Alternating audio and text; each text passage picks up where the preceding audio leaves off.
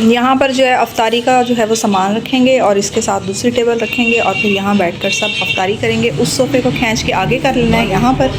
उसके बाद यहाँ पर हम 5 अफराद पूरे आ जाते हैं और हम आराम से बैठ कर यहाँ पर रोज़ा अफ्तार करते हैं। ये देखें मेरा छोटा सा रूम जिसमें हम बैठकर अफ्तार भी करते हैं और हमारी सहरी भी यहाँ गुजरती है और ज़्यादातर टाइम हमारा यहाँ पर गुजरता है।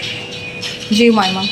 हाँ जी, यहाँ पर हमारा ज़्यादा टाइम गुजरता है, अच्छा गुजरता है। अच्छा गुजरता है। हाँ जी। और इस रूम में तो ज़्यादातर काम होता रहता है यहाँ पर, और यहाँ ही जो है हम सारा सफाई वगैरह भी रखते हैं और इसी कमरे को ज़्यादा इस्तेमाल करते हैं। और अब ये टेबल के हालात आप चेक करें, इसको साफ़ कौन करेगा?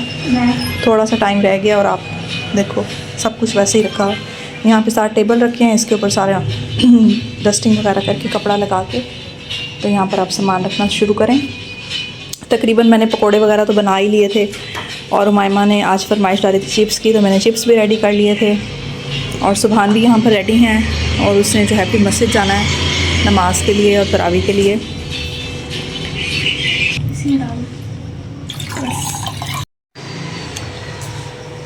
फिर मोबाइल लेके बैठी हो? मम्मा वैसे मैं आपको एक बात कहूँ जी। आप वीडियो बना के थकते नहीं हैं? नहीं, मेरा तो काम ही है ये वीडियो बनाना। तो ये मेरा काम है, ये मेरी जो है ना जॉब कह लो, मैंने वीडियो बनानी है। हाँ जी। तो आप थकती नहीं है? एक हाथ में कैमरा, एक हाथ में काम। इसमें थकने वाली कौन सी बात है? हाँ, इसको जब एडिट करना होता है, इसमें बहुत सारी साथ साथ हमने एडिटिंग करके इसको अपलोड करना होता है और भी बहुत सारी चीज़ें होती हैं, तो उसमें 2 से 3 घंटे लग जाते हैं। ये सारी चीज़ें करने से फिर काफ़ी टाइम लग जाता है और हमने वो टाइम भी मैनेज करना होता है, साथ साथ वीडियो भी बनानी होती है। तो इसलिए जब मम्मा इतनी मेहनत करती हैं तो आप सब्सक्राइब एंड लाइक ज़रूर किया। बिल्कुल, सब्सक्राइब करना ना भूलें और लाइक और पूरी वीडियो वॉच किया करें।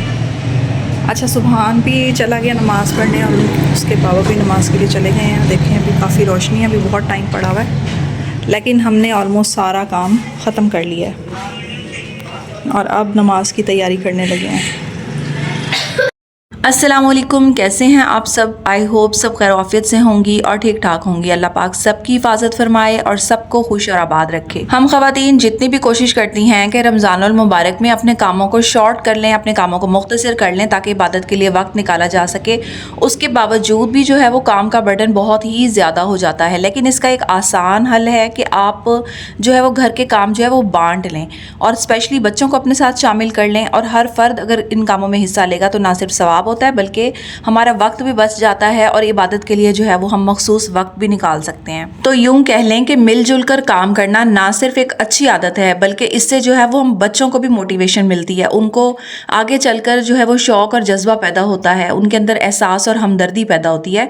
तो बच्चों में अगर हम छोटे छोटे कामों की आदत डलवा दें और उनको घर के छोटे छोटे काम बताएं तो इससे ना सिर्फ हमारी हेल्प हो जाती है, हमारे वक्त की बचत होती है, बल्कि बच्चों में भी कुछ कर गुजरने का जज्बा पैदा होता है, उनमें शौक पैदा होता है और साथ साथ बच्चों के अंदर हमदर्दी और एहसास का जज्बा पैदा होता है। और एक रिसर्च के मुताबिक ये कहा जाता है कि जब वालिदैन बच्चों को जो है वो काम काज में हिस्सा देते हैं, थोड़ा सा उनको बार बार ये रियलाइज करवाते हैं कि ये आपकी जिम्मेदारी है, तो इससे ना सिर्फ वो एक जिम्मेदार शख्सियत बनते हैं आगे चलकर, बल्कि कहा जाता है कि कामयाब शख्सियत का दारोमदार भी जो है वो छोटी उम्र से जिम्मेदारियां लेने पर है। अक्सर माएँ जो हैं वो अपने बच्चों पर जिम्मेदारी नहीं डाल रही होती बल्कि लाड प्यार में जो है वो उनको बिठाए रखती हैं, तो ये बहुत ज़्यादा जो है उनका नुकसान है।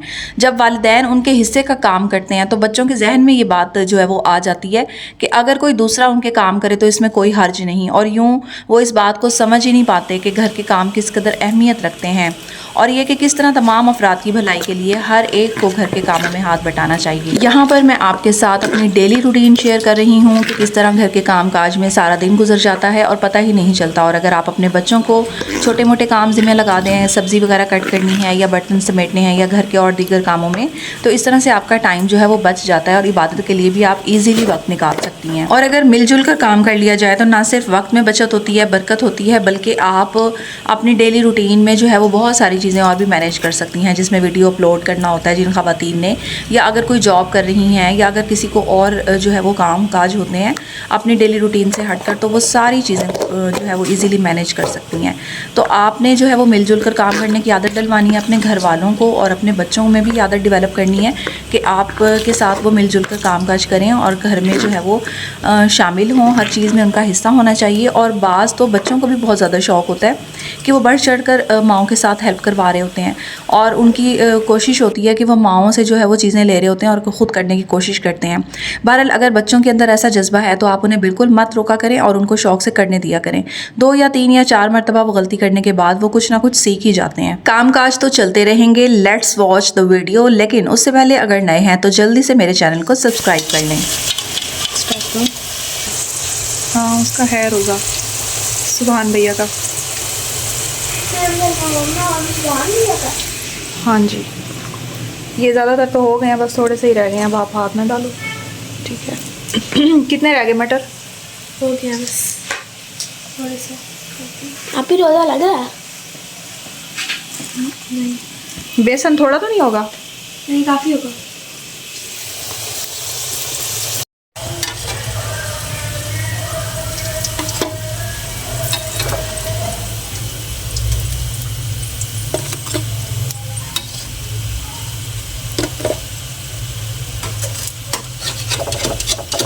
बेसन काफ़ी पतला नहीं हो गया? नहीं सही है।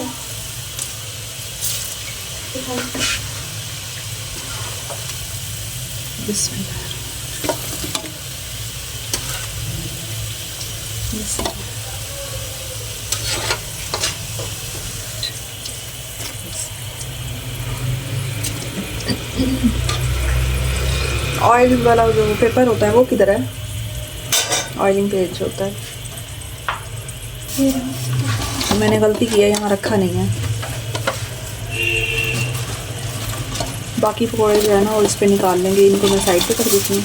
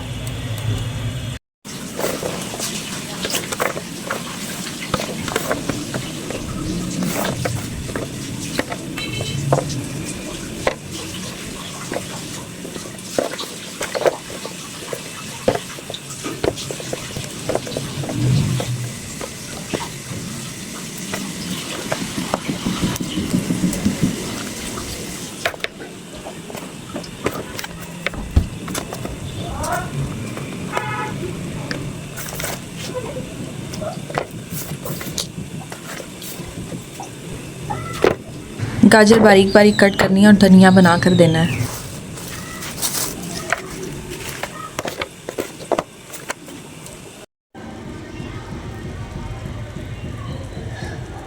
मामा एक तोड़ो।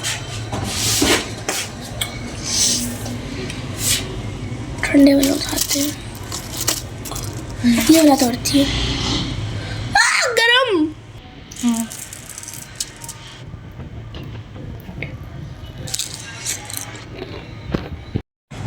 और अब मुझे समझ नहीं आ रहा मैं क्या करूं।